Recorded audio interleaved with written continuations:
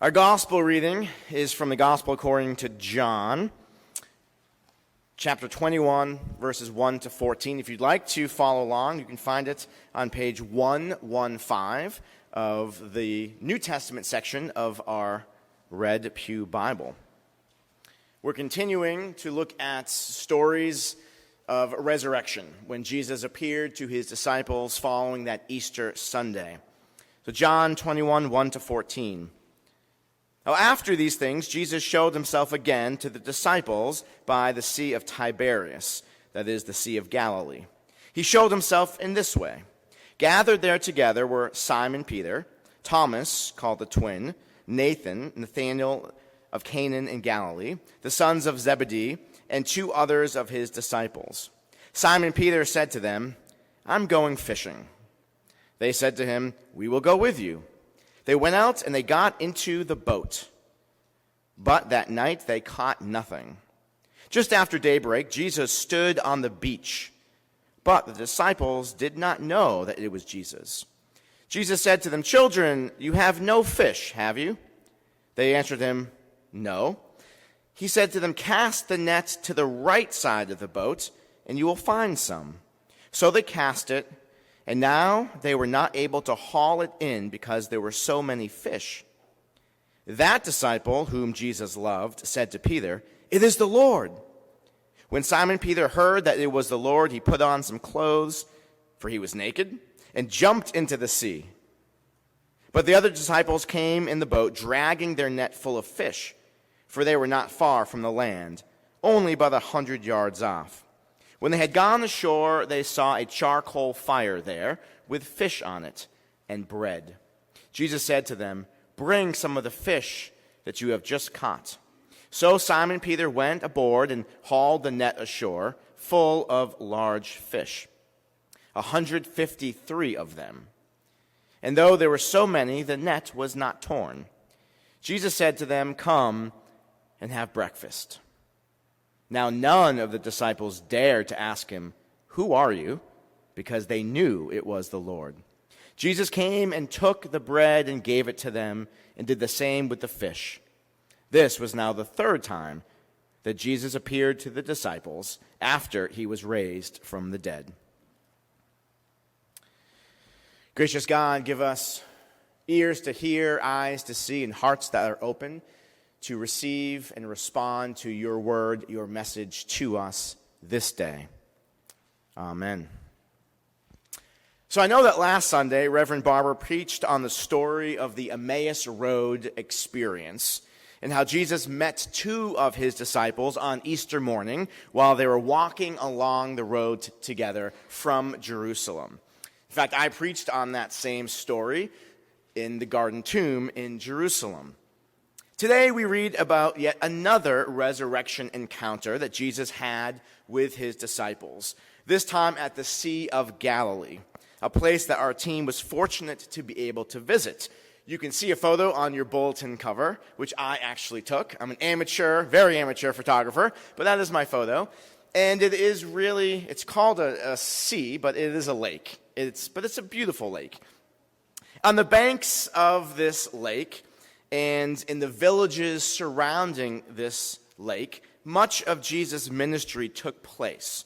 His teachings, his healings, when he called his first disciples to follow him. Many encounters on the lake involving fishing. It's a very Vermont-y kind of story, really. Although I'm not sure why Peter was fishing naked, but apparently he was. Don't do that. And we had an opportunity to explore and to visit and to read those stories and to, as one of our team members say, make the black and white stories become technicolor and become more alive. We even got an opportunity to see a 2,000-year-old Galilean fishing boat that they were able to uncover and bring into a museum and restore. Perhaps even the one referred to in this story, but certainly the same size and model that Jesus' disciples would have been on. So Jesus shows up when the disciples are not expecting it. They were out fishing. These events happened in Jerusalem, but some time has passed. and they went back to their everyday, ordinary life. They went back to doing what they knew how to do best. They were fishermen, so they went back to fish. But after the events on Easter Sunday, there was something in them, a spark, that could not go away.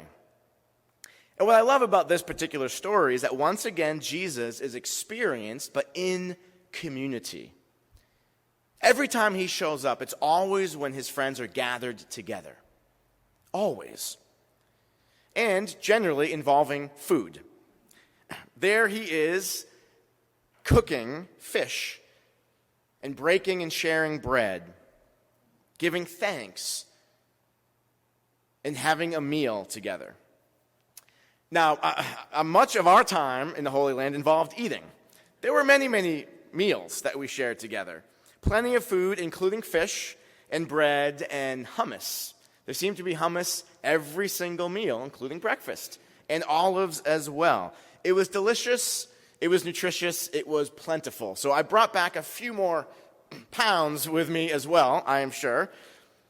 But these were holy moments that we shared together as well. Sharing meals together and conversations. And that is a gift that we had, but a gift that we have every time we gather together. When we're in this place, it does become holy, and we can and do encounter the Spirit of God in our midst. So as we broke bread together, gave thanks, we shared not only our food, but we shared our stories, our questions, our insights, and we shared our hearts together. And I know that everyone will say that in those moments, God was there in a very real way. Now, on our last day together, which seems in some ways like a long, long time ago, but was just a few days ago, we had lunch together at a Bedouin campground. And I asked each person what she or he was bringing back with them. And you'll hear some of those in just a few moments. And in the weeks and months ahead, you will have an opportunity to hear from all of our team members about what they learned, about their experiences, their insights and reflections, about what they brought back home with them, and how their lives and their faith are different because of our experiences. But my team may know is I actually never shared. Everyone else shared what they were bringing back, but I did not. So I'm going to take this opportunity to share two things that I'm bringing back. The first are two kippas from the Western Wall. We had a unique experience that Rabbi David led us at the Western Wall in Jerusalem as we celebrated the start of Shabbat, which is Sabbath. And it was joyful and fun, and there was singing and dancing. Yes, some of our team members were dancing in circles with our Jewish family members. And I brought these two back for my sons, Jack and Blake, with the hope that one day they will be able to go to Israel. That one day that me and my wife and my boys will stand at the Western Wall and will pray for the peace of Jerusalem. And so I have these that I will give to them. And I have a heart full of gratitude for the experiences that we had to be able to enter into the joy of Shabbat with our Jewish family. I also brought back, as I told you I was going to, water from the Jordan River. And if you can see clearly, it's very authentic because it's brown. And the water was brown, was it not? Yes. But it still had this amazing effect on all of us. And you will hear much more about that from me in the months ahead and even from our team members. And we will use this water as we have baptisms in the future here at Stowe Community Church. But I also brought back, in addition to a slightly fuller beard, an enlightened mind and an enlarged heart. Thanks to every person on the team. Every member from St. John's, every member from JCOGS, every single member from Stowe Community Church, and our tour guides for what we experienced together, sharing the land, sharing space, helping the stories of the Bible become alive and vibrant and moving and meaningful. For the many encounters that we had, the conversations, the dialogue that we had, you probably read about many of those if you followed my blog, but you're going to hear about those in just a moment and again in the weeks ahead. For those who went to the Holy Land, we have now returned to our homes and returned to our jobs and returned to our everyday routines. But, like those first disciples, we have experienced something that will stay with us forever.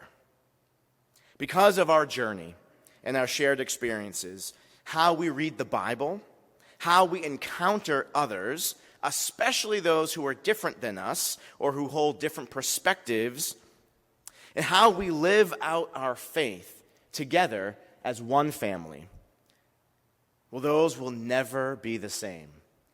And in fact, we will never be the same.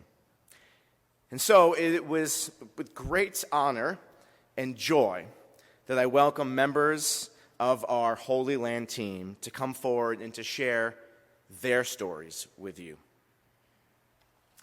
Nancy.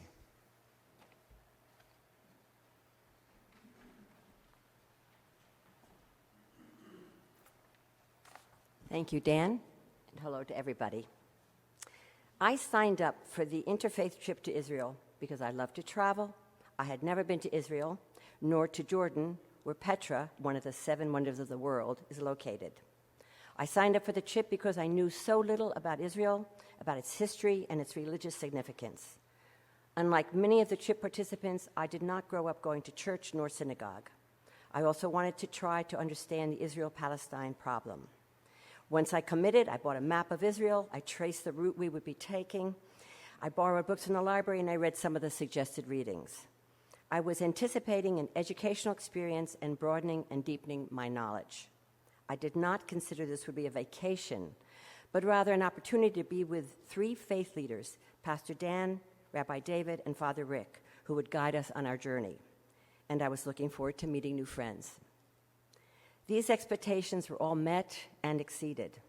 Our tour guide, Danny, not to be confused with Pastor Dan, was an encyclopedia of knowledge. A week with him was like taking a compressed college course.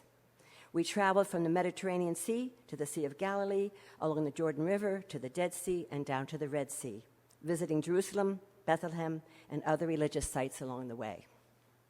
But really, nothing I have just said even begins to explain the value nor the wonder of this interfaith journey.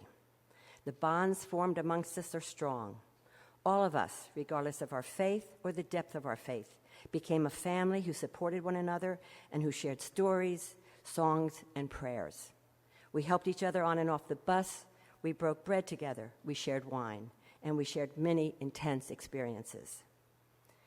April 18th is Israel Holocaust Memorial Day. At 10 a.m., the country stops to stand in silence as the sirens wail for 2 minutes to honor and remember the 6 million Jews who died in the Holocaust. Our group was on the top of Mount Carmel, overlooking the Haifa Bay and the lovely Baha'i Gardens with blue skies above us. We gathered under a shade tree and stood in silence and in tears as a siren winded down with a low moaning sound. Rabbi David offered a prayer in Hebrew, and Jordy from JCOGS spoke of his uncle who survived the camps. We stood in reflection and in pain, but also in great solidarity. That morning shall forever be emblazoned in my memory. Many nights we met for reflection. Those hours spent together were a highlight for me. We were in a safe and caring environment as we spoke of the events of the day and discussed what we had learned and what we did not quite understand. We propped each other up, we listened, we cared. I returned home enlightened and feeling blessed to have had this special bonding experience. Thank you.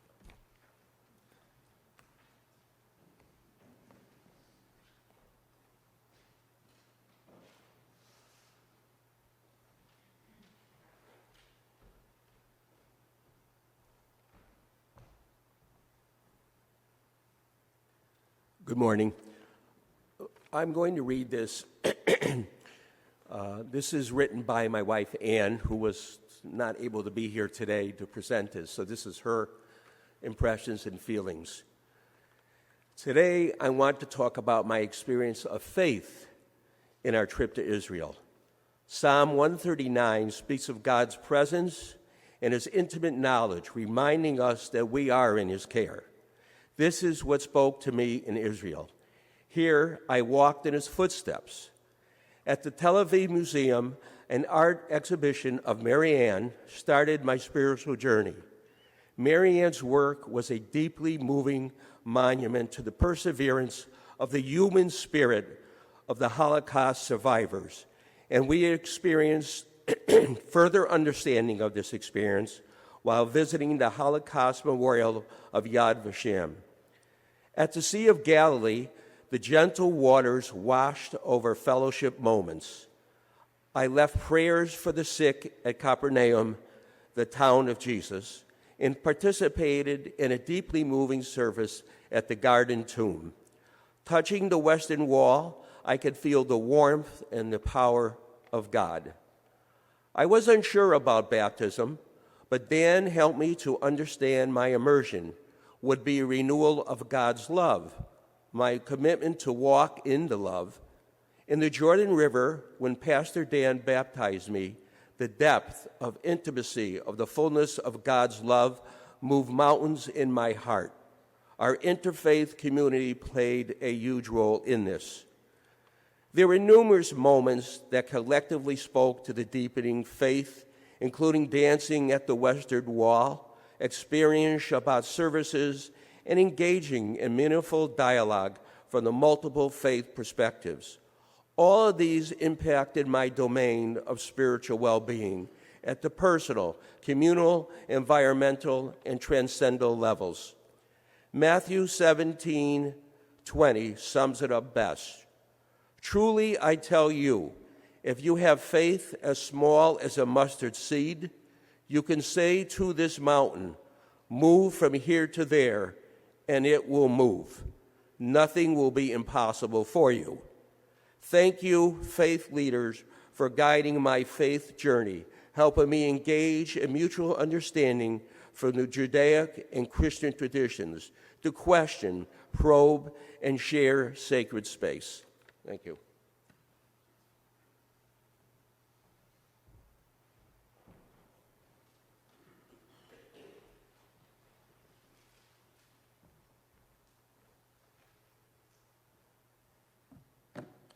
Good morning, everyone, or as they say in Israel, Boker Tov, Boker Or, which is the response that comes back. And I'm not quite sure what that means. Does it mean like you're welcome or good morning? It's morning of Lent. Okay. I have a speech written here, and hearing other speeches and thinking mine's not so great, and seeing how easy it looks when you do it, I had pretty big impressions of what I was going to do, but maybe they're not as good. But I went with the expectation, can you hear me okay? I went with the expectation of, we're going to have a great trip. I'm going to see a lot. I've read about these places, and I've traveled around the world. I'd never done a tour before in my life. I never wanted to do a tour before in my life. I'm pretty loosey-goosey. I like to do my trips and maybe sleep in a little bit, lay by the pool. This was not a vacation, as I was told by Danny and others. It was a tour. So we were up early. We spent the day getting on and off the bus, seeing things that I didn't even know existed, such as Masada and other things. Learning about people that I would have otherwise never learned about. We went to mosque. We met with other faith leaders. We saw different offshoots of different religions, from the Druids to, the Bedouins. And it was more than I ever expected. And it was really special that I was able to have my brother and my mother with me. My mother's 83 years old, and one of my brothers passed away in 2020, and so I was just the three of us that are left. My father passed away in 2020 as well. So at first I said to Pastor Dan, why can't the kids come? Nah, I get it. It's a tough trip. And it was tough for me, and it was tough for my 83-year-old mother, because you're moving, and it's a lot to see and a lot to do. And although it's a country the size of New Jersey, it's still a lot. And it exceeded every expectation I had. The knowledge that I learned from Danny was definitely a condensed PhD course, and it was outstanding. So that's my off-the-cuff story, but now I'll actually start with my speech here. I wanted to share with my personal experience of our shared Stowe Community Church journey to the Holy Land. Prior to coming on this trip, as I'm sure many of you do as well, I had some preconceived notions of this land and its people. And I'm happy to say that with knowledge brings change, and the knowledge that I gained from our tour leader and the many speakers that were presented to us helped me form new ideas about the struggles for peace and harmony in Israel. One of the great benefits of travel is you're able to understand the geography, of course, but often you can learn about how the people and how they live and learn of their challenges.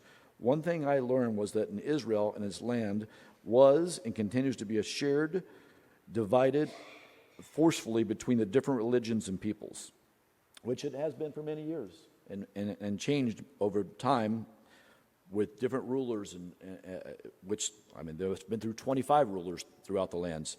For instance, when you meet people in Stowe, you might ask, where did you move from and what do you do for work? While in Israel, the question is, are you a Jew? Are you an Arab? Are you a Christian? Are you a Jerusalem? Are you Jewish? Are you Muslim? And the answer can be complicated with Arab Jews, Arab Muslims, Arab Christians, as well as Israeli Christians, and of course, Israeli Jews. It's not meant in a discriminatory manner and more matter of fact as to your beliefs and where you're from.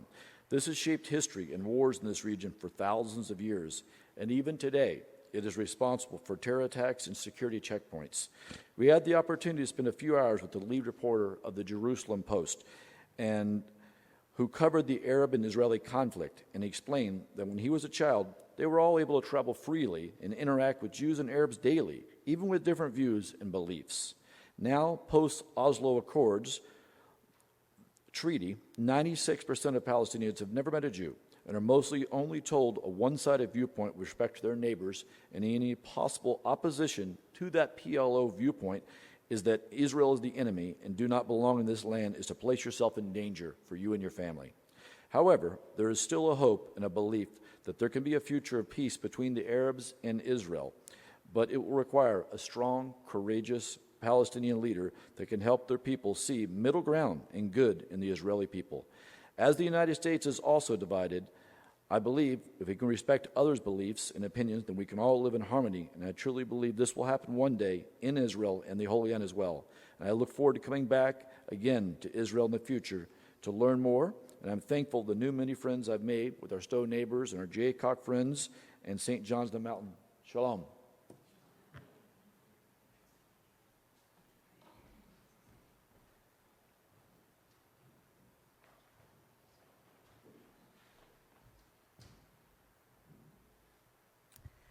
Good morning. So I will have to say this is sort of a little off the cuff too.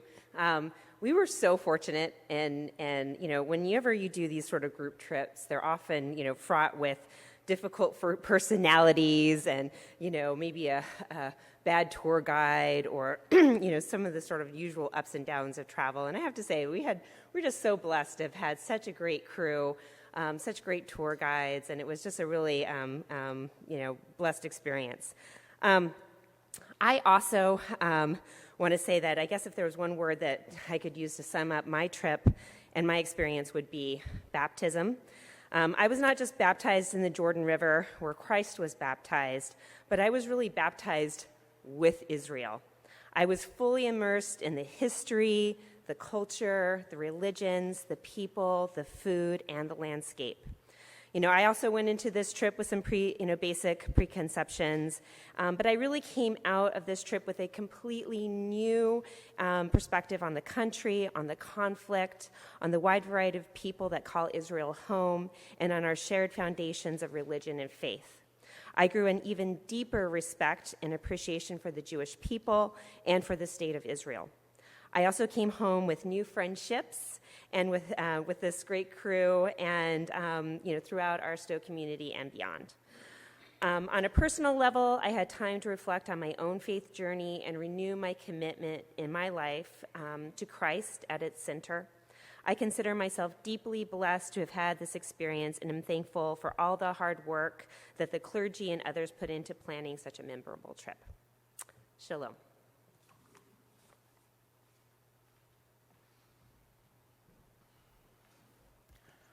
Well, thank you, Nancy and Phil / Ann and Dan and Amanda, for sharing just a portion of all that you have learned and experienced. And please know of our congregation that in the weeks ahead, we will find other opportunities to hear from other team members, to share more stories, to share photos, to share celebrations. We're going to try to get the three faith communities together as well here in Stowe, because what you experience there in 2 weeks will probably take a lifetime to unpack and to live out. And it really is a special, sacred, holy place. And it was the people who came and shared their hearts that made it so holy. And we're just grateful, knowing that we had prayer and that we had support from this community while we were there. It just meant so much to us, knowing that you were there following our journey, sending comments, looking at the photos, immersing yourself in the scriptures and all the resources. This is a wonderful community to be a part of, and we're grateful for the experience we had, but we're really glad to be back and now to live out our faith and to see what it means to live out our faith authentically and what that can look like in our communities, in our faith communities, in our Greater Stowe community, in our county, and in the world. Because the world is fractured, and the world needs to be made whole and to be made one again. We are in need of peace, and this is our prayer that we come back to you with. So thank you for